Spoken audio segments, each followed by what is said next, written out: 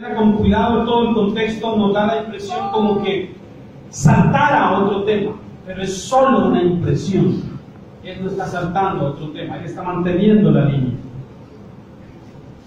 Y de pronto nos viene hablando a nosotros sobre el tema que consideramos el domingo hace 15 días hoy. Y hace una pausa para hablarnos sobre el bautismo. Y nos deja como un poquitín ahí, cómo se salta de aquí y de pronto entra con el tema del bautismo. Bueno, vamos a mirar qué es lo que está diciendo de eso. Recuerdo haber cerrado hace 15 días con el versículo 17, 18 y 19, inclusive el 19 lo aclaramos perfectamente. Creo que quedó muy claro para todos ese difícil versículo, pero fue aclarado. Y el 20 también inclusive. Dijimos quiénes eran esos espíritus encarcelados y dijimos si en realidad Cristo había ido a las profundidades del infierno o no, como dice una secta mexicana que dice que el pesebre en donde Jesús nació en realidad es el infierno. No había escuchado cosa más descabellada que esa, pero escucharemos cosas peores. Que el pesebre donde Jesús nació en realidad era el infierno, que allí fue donde se descendió. Cosas bien. No sé qué fumarán, pero les hace más daño que acá. Y decíamos que en realidad la referencia que trae el autor es a que Noé predicó en el Espíritu de Cristo, aunque Cristo no había sido encarnado. ¿Recuerdan? Pero ¿qué es el Espíritu de Cristo? El Espíritu de Dios. En el poder de ese Espíritu, Noé advirtió a sus contemporáneos sobre el juicio que vendría. Y sabemos que no le hicieron caso. Y luego, en el versículo 21, de pronto introduce la palabra bautismo. Y nos plantea alguna mínima dificultad, si nos queremos enredar en ella y apantanar en esta dificultad. Pero si lo que queremos es mantener la línea de lo que él viene diciendo, entonces no es tan complicado. De pronto él dice, el bautismo que corresponde a esto ahora nos salva. Y tomando este texto aislado, muchos enseñan que el bautismo es requisito esencial para la salvación. Pero refutar eso es muy sencillo también. Solamente podríamos citar, si fuera el único versículo, pero hay muchos más, pero podríamos citar al apóstol Pablo en Efesios 2, 8 al 9, donde dice que la salvación es un asunto de gracia, por fe. Por gracia somos salvos, por fe y nada más que eso. Porque por gracia sois salvos por medio de la fe, y esto no de vosotros, pues el don. Podríamos citar también el caso, por ejemplo, de el ladrón condenado junto con el Señor, que sin ser bautizado, Jesús le garantizó salvación. Podríamos también recurrir al caso de Cornelio cuando Pedro le visita, y en efecto ya han sido convertidos, y como evidencia de ser convertidos, Pedro les bautiza. Así que el bautismo es claro que es la evidencia externa de lo que internamente ya Cristo hizo en nosotros. No lo contrario, no es al contrario. Entonces no es un requisito esencial para la salvación, porque entonces la salvación dependería de este rito y de nada más. Pero dejemos claro que el bautismo es la prueba externa de la fe interna del creyente. Es el testimonio visible de su fe. No es el ritual en sí mismo lo que salva, sino el estar unidos a Cristo en el momento que Él nos regeneró. Cuando el Señor nos regenera, nos une a Cristo, nos bautiza en su muerte y en su resurrección. Ese es el bautismo que salva. Y a ese bautismo es que hace referencia Pedro aquí, no al bautismo en agua. De hecho, sería una contradicción, porque curiosamente, exceptuando a Noé y a su familia, ellos fueron los únicos que se salvaron. Todos los demás que fueron bautizados en el diluvio no se salvaron. Luego, entonces, no sirve esto como un argumento para decir que el bautismo es señal de salvación, porque todos esos fueron sumergidos en el diluvio y, al contrario de salvarse, se perdieron. Así que el argumento funciona es al contrario. No nos sirve, por lo tanto, para decir que es necesario el bautismo para ser uno salvo. No hay tal posibilidad. Imposible. El bautismo es entonces la señal exterior de lo que Dios ha hecho por el lavamiento de la regeneración. Primero, Él nos regenera, nos salva, nos da la fe, y luego, para identificarnos con el cuerpo de Cristo, nos invita al bautismo. Lo que sí es cierto es que bíblicamente todo creyente que ha sido verdaderamente regenerado por Dios debería bautizarse inmediatamente, con tanta prontitud como sea posible, no dilatarlo en el tiempo. Fue salvo, ha sido regenerado, ha sido transformado, entonces bautícese.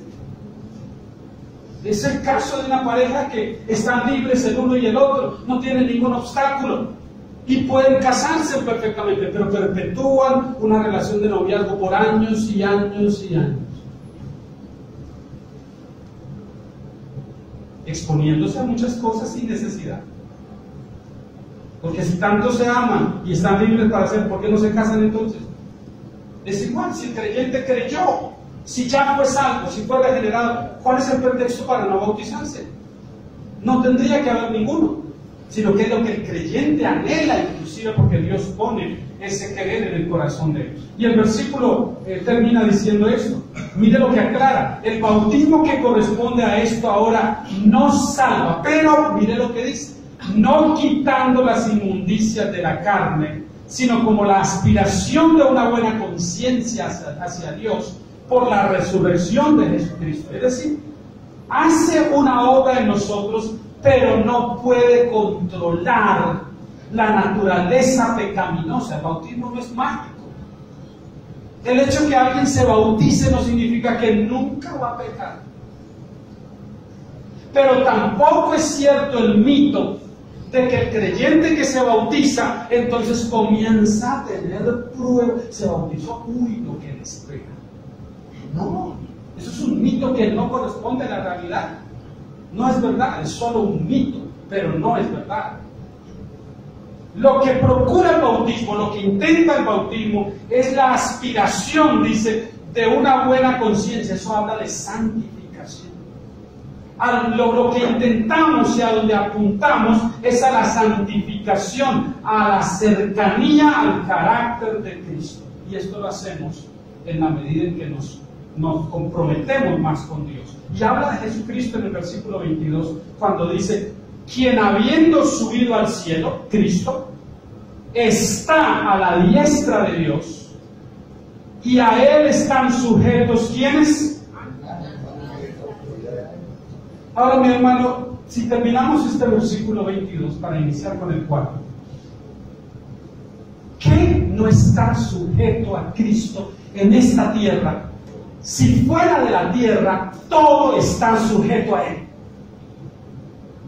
¿Qué puede escapar de su control en este diminuto planeta si se compara con el universo? Como para que Cristo no esté al control de eso, si todo en el universo está sujeto a Él. ¿Será que hay algo que no está sujeto a Él? Dice: autoridades, potestades, ángeles, todo sometido a Él. Por lo tanto, en el campo humano, todo también está sujeto a Él. Ese es el tipo de reinado que nosotros los creyentes no alcanzamos a considerar y a desear. Por eso es que todavía cuando hay elecciones nos volvemos tan apasionados en aras de que quede el candidato que nosotros creemos que es el que conviene. Y ya se están dando cuenta que ninguno conviene. Que no hay presidentes perfectos. Que no hay gobernantes que emulen al Dios que tenemos nosotros como nuestro máximo y único Rey soberano. No lo hay. Estos gobernantes que tenemos nosotros en el mundo son solamente burdas copias de quien es nuestro absoluto Dios y Señor y a quien nos debemos. Amén. Ahora sí, habiendo dejado eso claro, eso espero, avancemos al capítulo 4. El fruto del sufrimiento, así le llamo yo, porque ¿cómo queremos evitar ese tema? Pero es el tema más recurrente que Pedro trata en esta epístola. No hay manera de que pasemos un capítulo sin que mencione el tema del sufrimiento. Este, por supuesto, no es un mensaje que se predicará o que se predicaría en la mayoría de iglesias hoy. No, hermano, hoy no. Hoy no salga con esto del sufrimiento. Hoy venga con una palabra de motivación, de desafío, de conquista, una que invite a las personas a alcanzar sus logros el año próximo. Conozco ese lenguaje y usted también lo conoce y suena interesante, pero es engañoso y lo peor, no deja sino frustración. Vamos a avanzar a mirar un poquito de esas cosas ahora, cuando comencemos eso, conectando el capítulo 4, el capítulo 3 con el 4. Pedro dice, puesto que Cristo ha padecido por nosotros en la carne, en su cuerpo, Él sufrió. Olvídese de tal mito de que en la cruz el que sufrió fue el Dios, no el hombre. Olvídese de eso si lo ha escuchado, porque hay grupos que enseñan eso. No es que en la cruz Él en realidad no sufrió, todo era una musa, un engaño, una actuación de un excelente actor que fingía que le dolía, pero no le dolía nada, y nos engañó a nosotros y engañó a todo el mundo. No, el que está en la cruz es el Jesús hombre.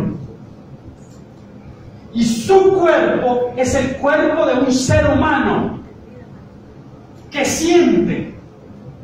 Hay dolor en él. Esto no es impostado.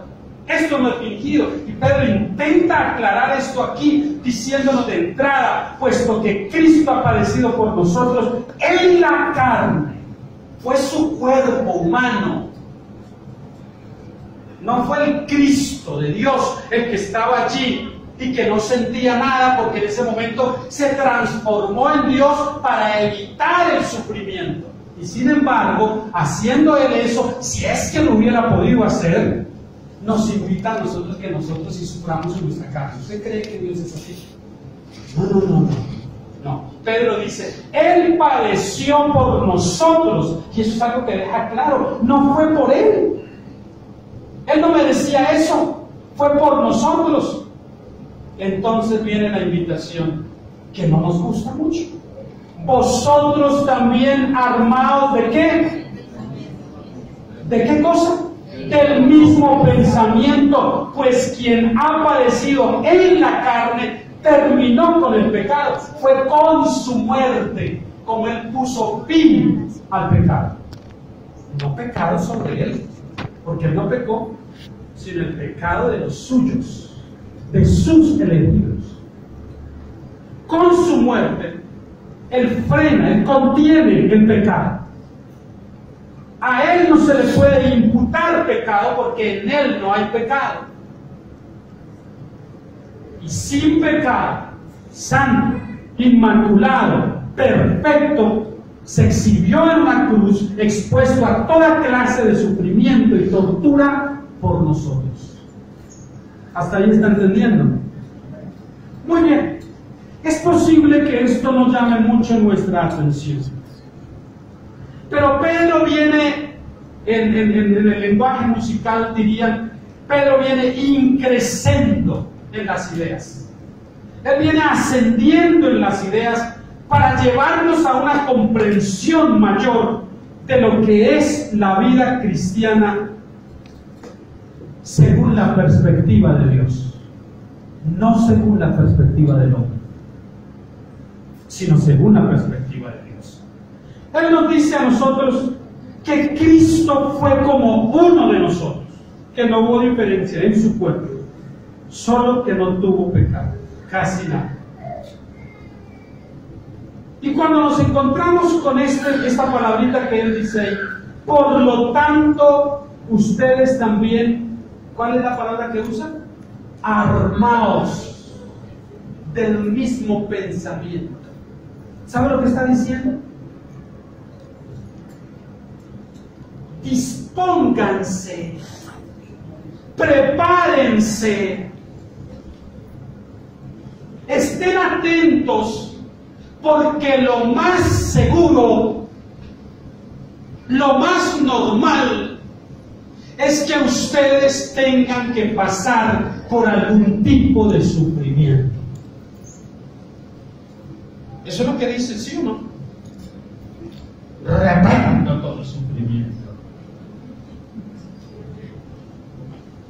La Biblia no dice tal cosa. La Biblia no ordena a nadie a reprender el sufrimiento. Nos invita más bien a que pensemos que eso es lo más habitual en la vida cristiana, que eso es lo más normal. Así que cuando algún hermano por ahí viene a contarnos sus tremendos dolores y tristezas y sufrimientos y agonías y esto, la manera más idéntica para poder comprenderlo a él, identificándonos con él, es decirle bienvenido al club. Esto es ser cristiano. Esto es ser cristiano. Si me prometieron otra cosa, no te hablaron de cristianismo bíblico. Pero si incluyeron esto, entonces te están hablando de cristianismo bíblico. Pero si te dijeron que ven a Cristo, que todo se va a solucionar. El esposo borracho ya no va a ser borracho, va a ser una dulce paloma. Si era mujeriego, ya solamente va a tener amor para ti. La esposa contestona y respondona y peleona va a ser dócil como una paloma. Sí, a veces va a volar también como paloma.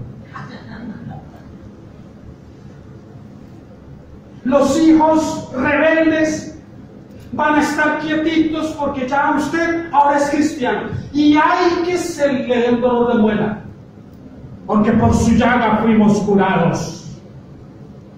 Entonces no habrá un dolor de muela.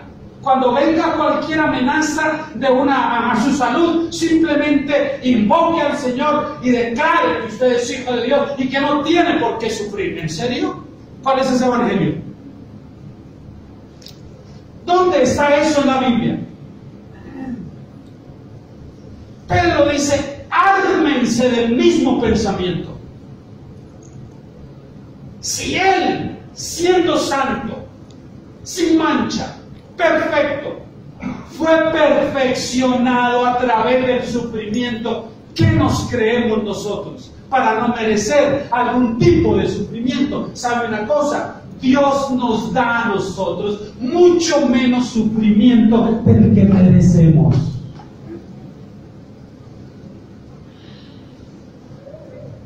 Sí, lo entiendo. Esto es para hacer así. Ay, Dios mío. Esta cruz que nos tocó cargar. ¿Duro? No, no es tan duro. Es más duro estar en el infierno eternamente. Eso es más complicado. Pero la pregunta cuando nos vemos frente al sufrimiento inmediatamente es, ¿por qué?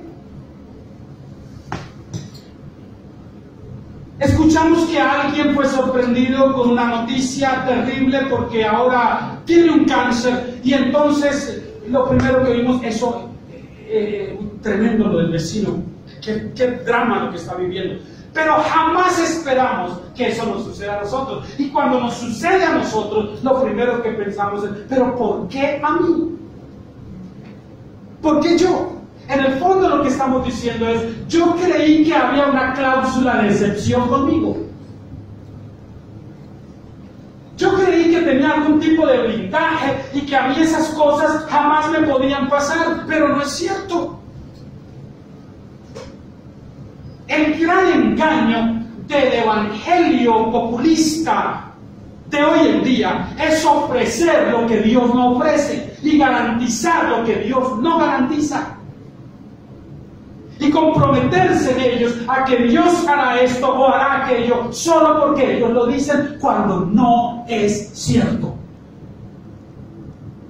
¿Cuántos de nosotros recibimos año tras año, finalizando el año, una palabra profética que nos anunciaba un año de bonanza, de sobreabundancia, de no enfermedad, de no escasez, de solo conquista, de solo logros?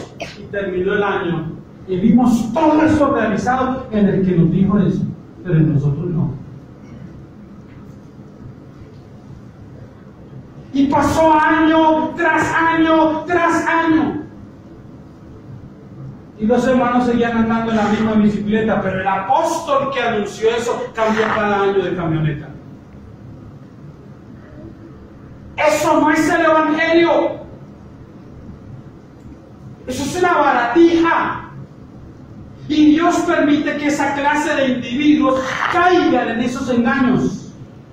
Él mismo los lleva a ese engaño, para un día, cuando les llame a juicio, ser también Él absolutamente justo en el dictamen que dé. Pedro dice, ustedes deben aprender. Y hay unas 3 o 4 cositas que quiero rescatar de los primeros versículos del capítulo 4. Vamos a leer el versículo 2 y creo que podemos llegar hasta el 5 posiblemente, o 6. Para no vivir el tiempo que resta en la carne, la humanidad, todos los años que nos queden, conforme a las concupiscencias de los hombres, sino conforme a la voluntad de Dios.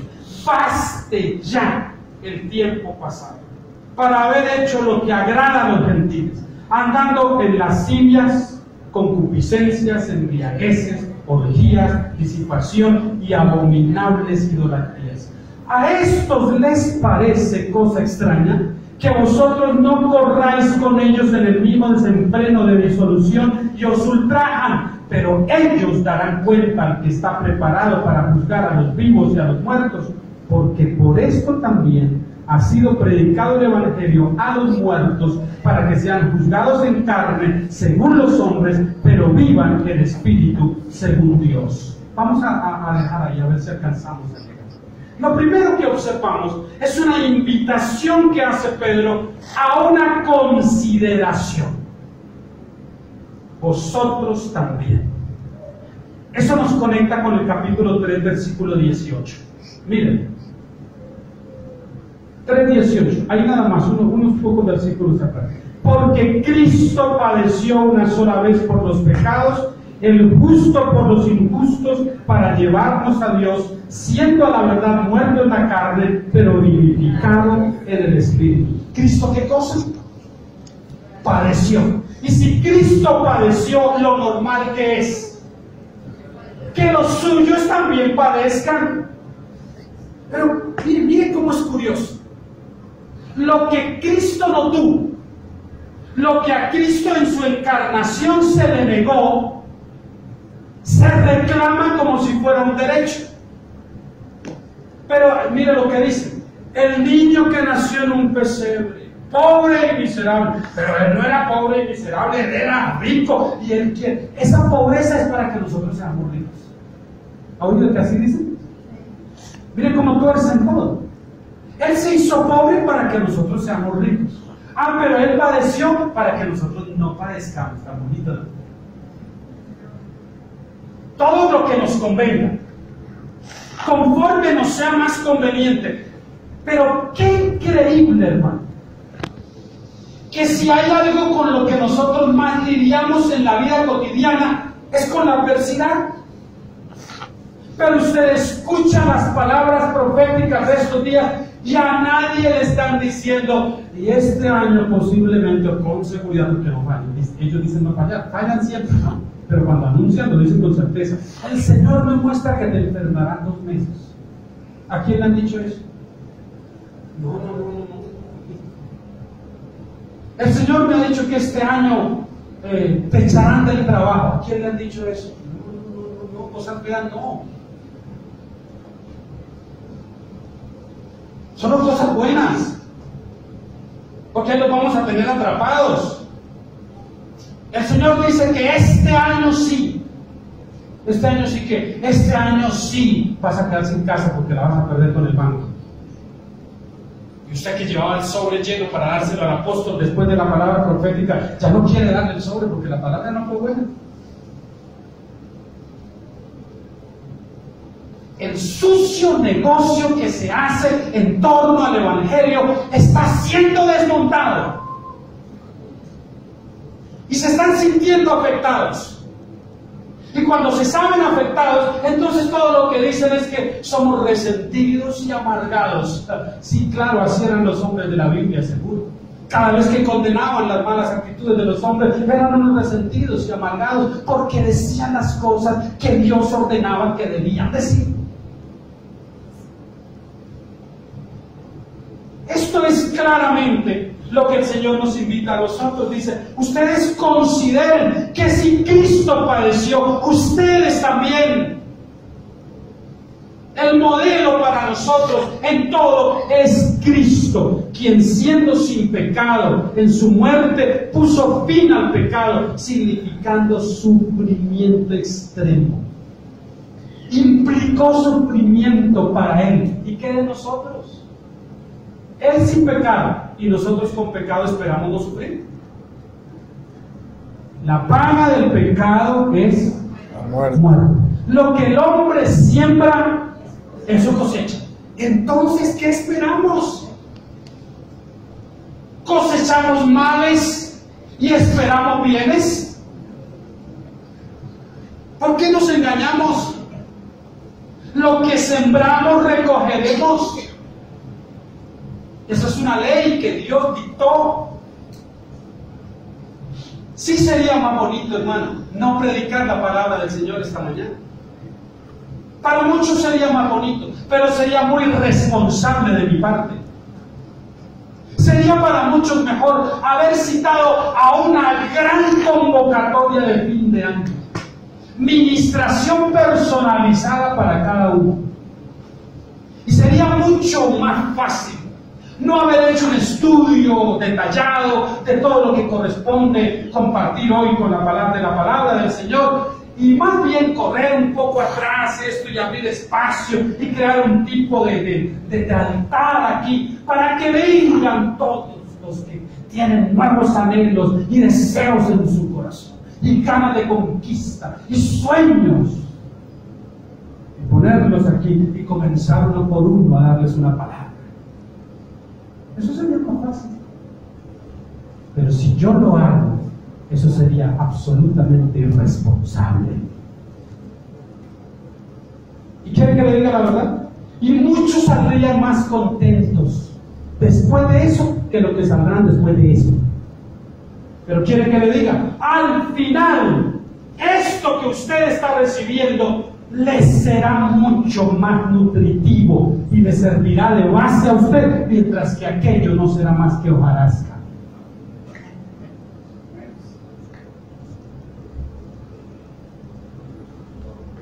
Entiendo que no es muy fácil procesar.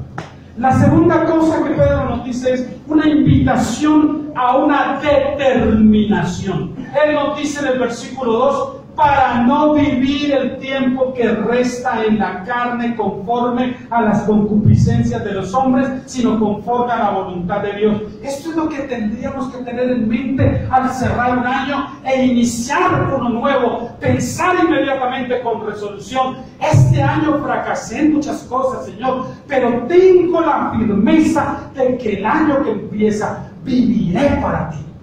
Amén. Honraré tu nombre, glorificaré tu nombre, seré un soldado que estará al frente de batalla, combatiendo por tu causa. No voy a ser como era antes, porque ahora te pertenezco a ti. Tú implantaste en mí por la palabra una nueva naturaleza. Y no voy a sentirme a gusto en esas cosas. Esa tendría que ser la resolución. Eso tendría que ser el llamado que se hace de los púlpitos en estos días a todos los hermanos. En lugar de estarlos llamando, venga por el carro nuevo, y venga por la casa nueva, y que venga porque nada. Venga por Cristo. Corra a Él porque usted le necesita. Corra porque sin Él estamos muertos, aunque tengamos carro, casa y dinero. Porque Él hace la diferencia.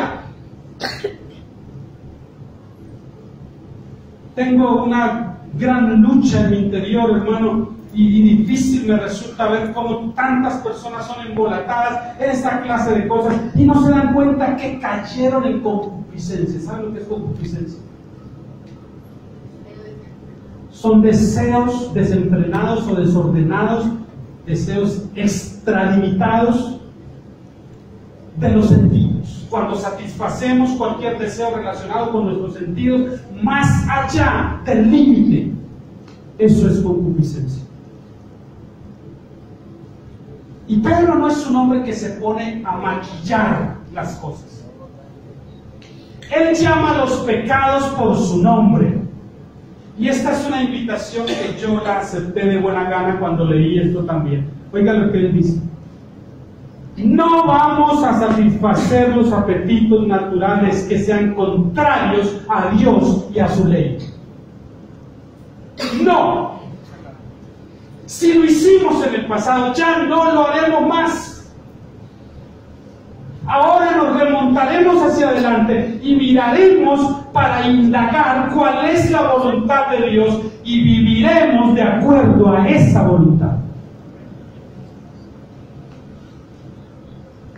Todo lo que quede por vivir en este tiempo humano y en este cuerpo mortal, lo viviremos bajo los patrones que Cristo estableció y no los que el mundo tiene para nosotros.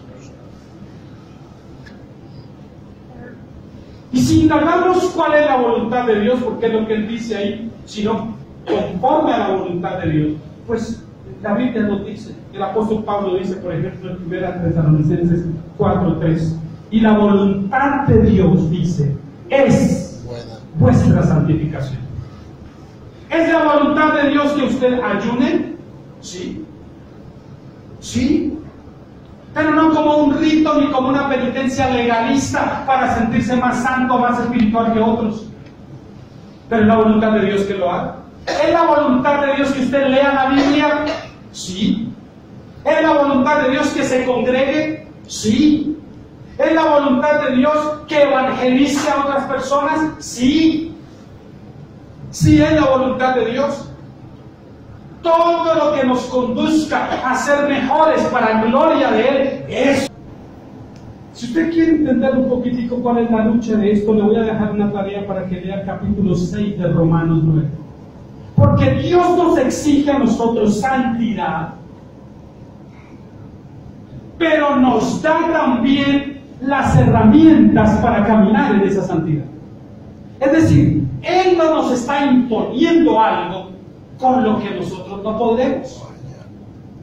Cuando Él dice, y Pedro lo va a citar ahora, sed santos porque yo soy santo, es porque Él provee los recursos para que lleguemos a un nivel de santidad. Capítulo 6 de Romanos nos enseña eso. Muertos al pecado y vivos para Dios. ¿Cómo librar la batalla contra el pecado en este cuerpo irredento que no ha sido todavía redimido? ¿Cómo libramos la batalla diaria contra el pecado y triunfar? Ese es el asunto. ¿Cómo lo hacemos? Romanos 6 nos va a enseñar sobre eso, todo lo que usted desee. Pero la determinación que tomemos de caminar con el Señor va a ser el punto de partida. De obedecerle a Él va a ser un punto de partida. Ahora mire lo que Él dice en el 3. Baste ya del tiempo pasado. para haber hecho lo que agrada a los gentiles. Una invitación a identificar los pecados específicos para enfrentarlos con mayor efectividad. Me le voy a meter un poquitico a su rancho, a su casita. ¿Me permite? Todos nosotros tenemos pecados particulares con los que lidiamos.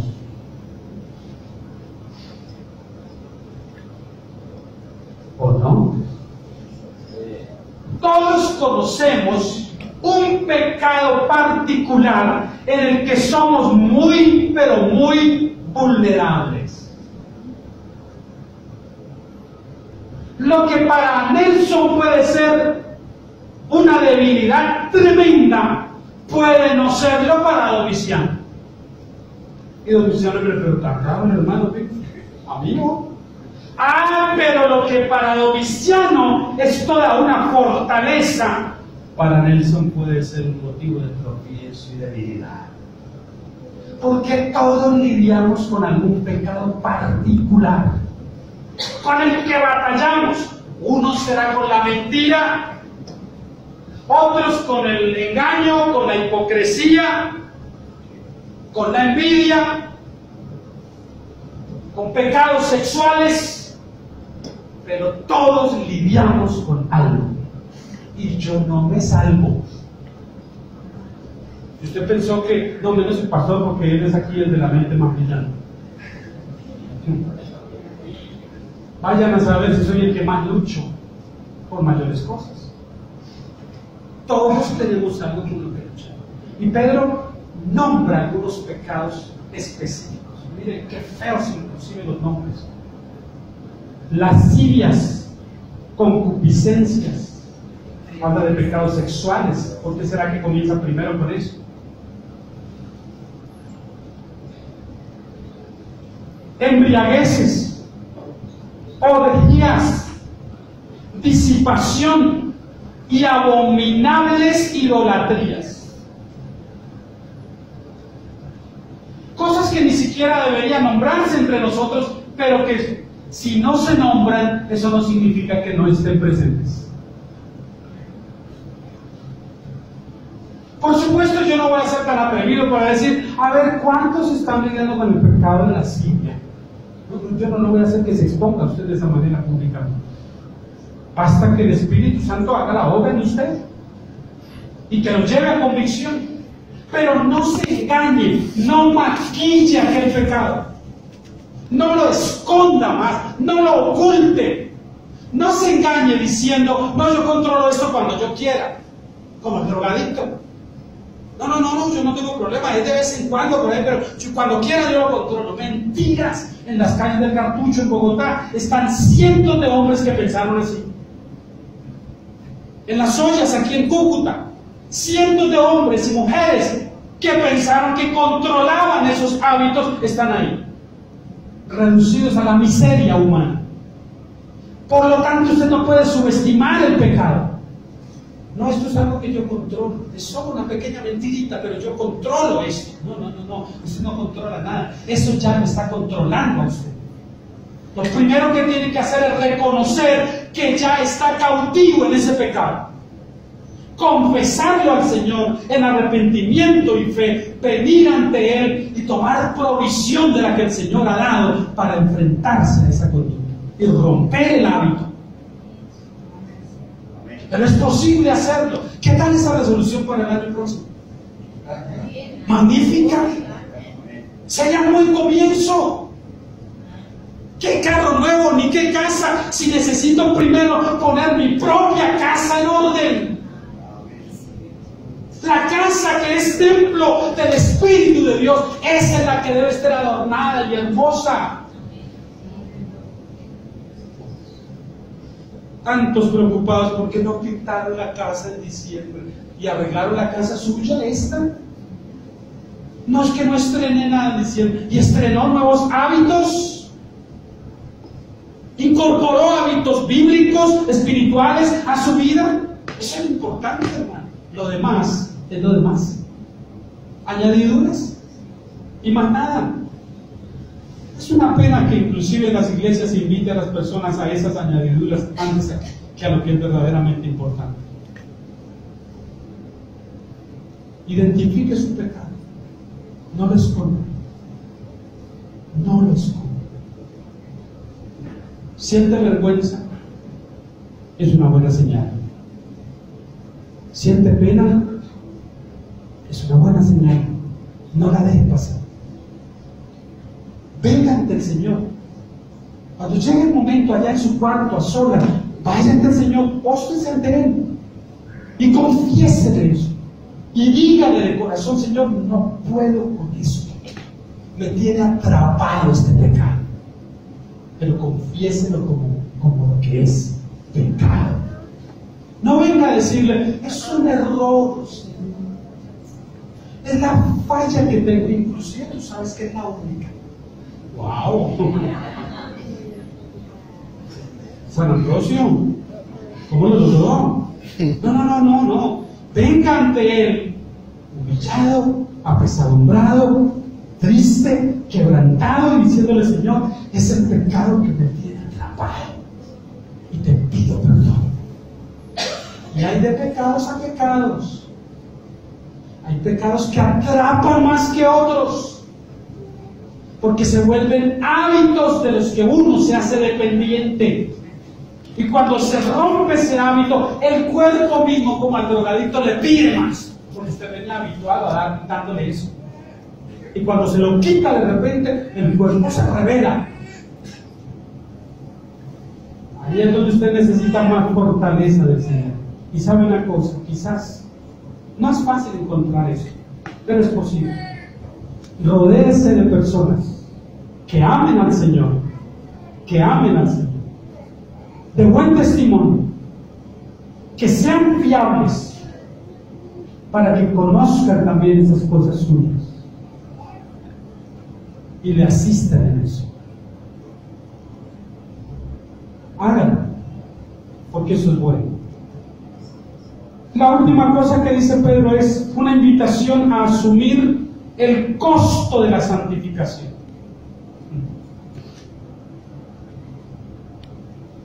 ¿Por qué? Porque a estos, dice el 4, les parece cosa extraña que vosotros no corráis con ellos en el mismo desenfreno de disolución y os ultraje. ¿No le dijeron este diciembre: ustedes son como aburridos?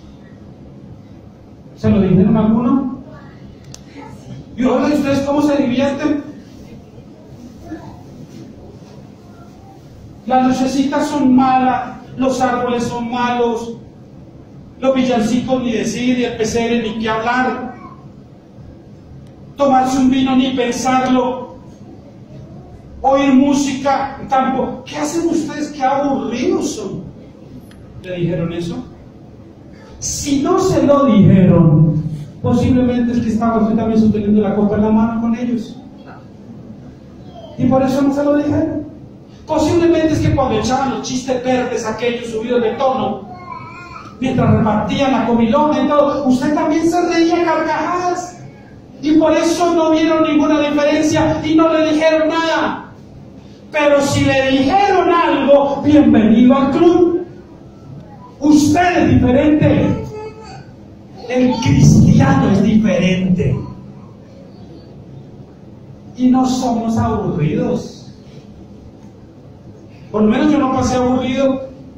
No me hizo falta el alcohol, no me hizo falta la comilona extravagante, tampoco la música para moverme, no. Qué bien la pasé. Y no tuve guayaba al otro día. Usted entiende, hermano, que si el mundo nos reconoce, que si el mundo nos aplaude, es una mala señal. Cuando el mundo se acerca demasiado a nosotros para querer hacer negocios con nosotros, para esto y lo otro, no es porque la gracia de Dios está sobre nosotros, sino que le caemos bien a toda la gente. Hasta la gente del gobierno ahora quiere que estemos allá. Esta es la iglesia equivocada, errónea.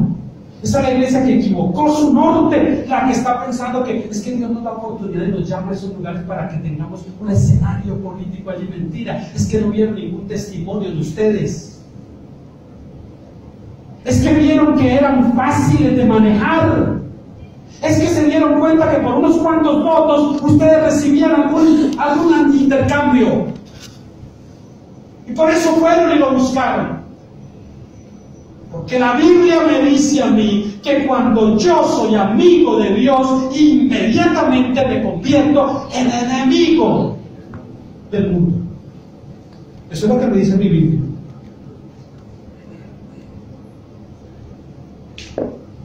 Mira los extremos que llegan.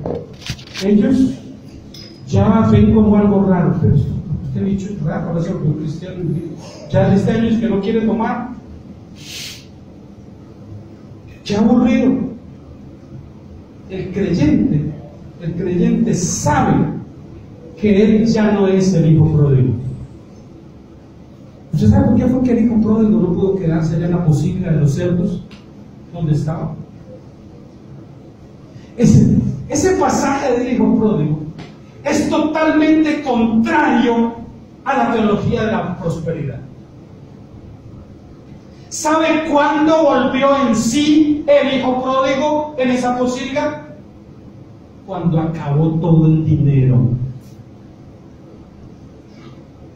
Cuando se le acabó todo lo que le permitía darse esa clase de vida a la que nos invitan desde tantos púlpitos. Cuando ya no tuvo ni un peso, entonces dice, volviendo en sí. ¿Cuándo fue que volvió en sí? Cuando quedó en la ruina.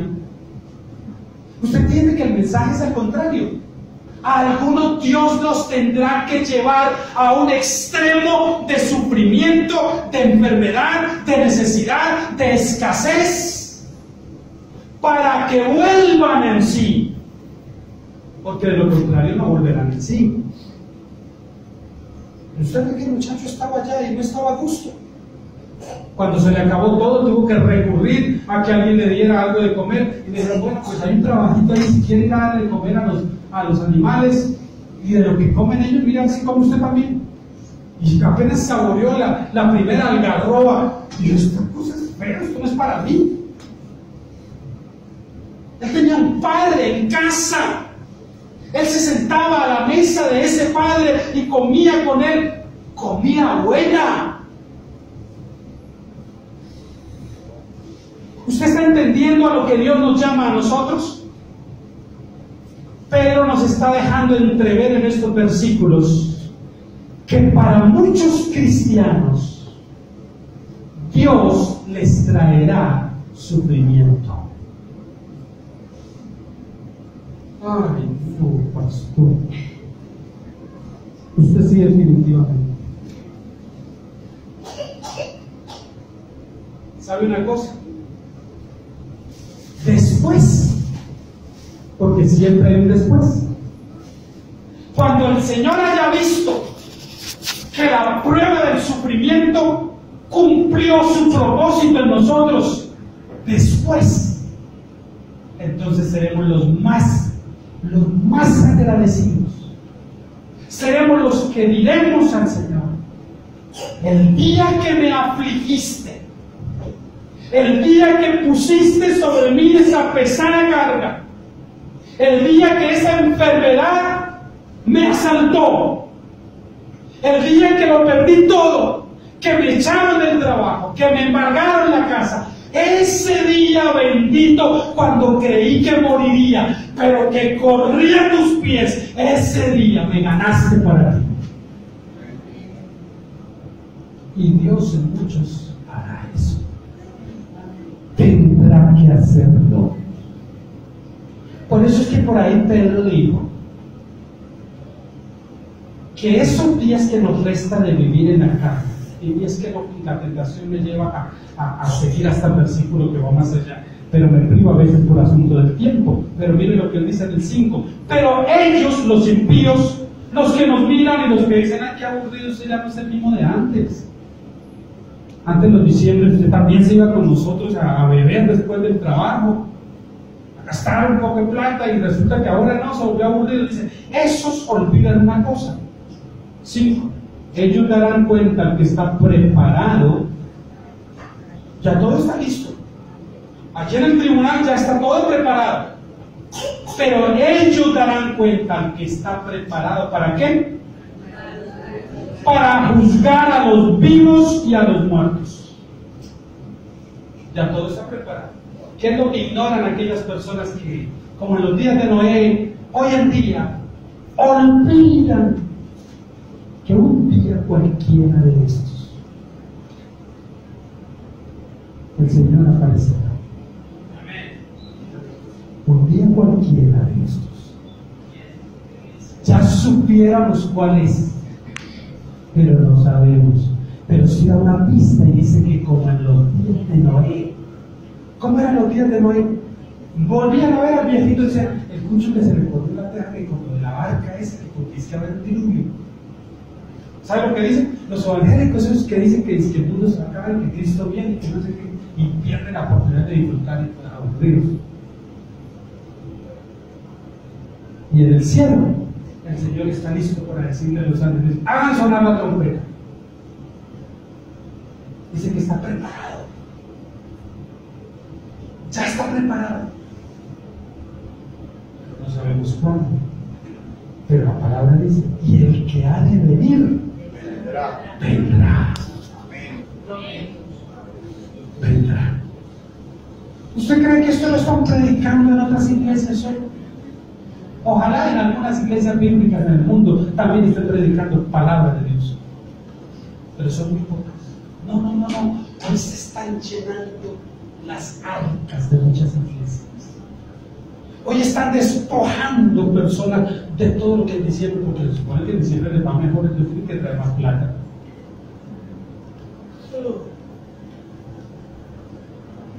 Fiel es el Señor, mi hermano. Y nosotros estamos llamados a corresponderle a ese Dios fiel con fidelidad también, con lealtad, con integridad. ¿Qué nos traerá el año próximo? No, yo no lo sé. Aquí sí no hay profeta para eso. Pero sí sé una cosa, que lo que sea que nos traiga es porque ese Dios magnífico que está en el trono así lo quiso. Amén. Y eso que Él permite el año próximo, aún errores nuestros, todo cuanto Él permita en esa maraña de cosas que tengamos que vivir, nos llevará indudablemente a ser un poquitico más semejantes a Él. Un poquito más. Y que el año próximo, si nos regala todo el año, al terminar estemos aquí diciendo, al menos un poquitín, pero esto me parece un poco más a Él. Y qué bueno que ni lo digamos nosotros, sino que otros lo digan. Oye, a medida que vas más y más y que estás más metido en eso, como que de verdad te ves mejor. Algo está pasando. Hermano mío, sé una cosa con certeza: lo que sea que venga el año próximo será bueno. Será bueno. Caminamos con Dios, Él camina con nosotros y lo que venga es bueno. Entonces no necesito otra cosa. No necesito que vengan a manosear mi fe. No necesito que pretendan manipularme con engaños y trucos y con agendas ya elaboradas. No necesito nada de eso. Él ya hizo una agenda para mí. Y ahora yo estoy llamado a conformarme a esa agenda que Él hizo. Lo demás es arrogancia. Nunca lo hice. Gloria a Dios por eso. Aunque me instaban, pero escriba ahí en la agenda, ponga ahí lo que quieren, llévelo allá, pero yo veía de eso algo extraño. ¿Por qué? Gloria a Dios que nunca lo hice. Porque eso es arrogancia. Aquí está mi agenda, señores, está escrito todo lo que quiero. ¿No te acuerdas que el carrito es blanco, no? Porque estaba triste, yo creo que no entendiste bien que era blanco, es blanco. La casa tiene que ser ahí en la Riviera, ¿no? O por ahí atrás del Éxito, que están las mejores. Ahí está escrito, Señor. Eso es arrogancia, eso es soberbia, eso es irrespeto, eso es irreverencia. Eso es decirle a Dios que los soberanos somos nosotros. Si finalmente nosotros con declaraciones podemos alcanzar todo eso, ¿para qué recurrimos a Dios entonces? A pedirle que nos dé eso, si con una declaración nosotros podemos tenerlo. Declaro que tengo casa nueva. Bueno, listo, ¿dónde está él? Declaro que tengo carro nuevo. Sí, en serio, vaya a un concesionario y diga eso. Y salga en carro nuevo ese día porque usted lo dijo. ¿Cuánto engaño, hermano? ¿Cuánto engaño? Y siento pena de verdad por tantas personas que siguen creyendo lo mismo. Y eso sí me atrevo a anunciarle que no va a cambiar mucho el año entrante. Muchas personas van a seguir creyendo un evangelio falso. Porque el evangelio bíblico solo es atractivo a aquellos a los que Dios hace que les sea atractivo. El resto les será una piedra de tropiezo. Usted sabe, si nosotros tuviéramos con nosotros todas las personas que aquí han venido, no cabríamos en 3 reuniones, llenaríamos totalmente eso. Pero usted sabe cuántos vienen por pura curiosidad.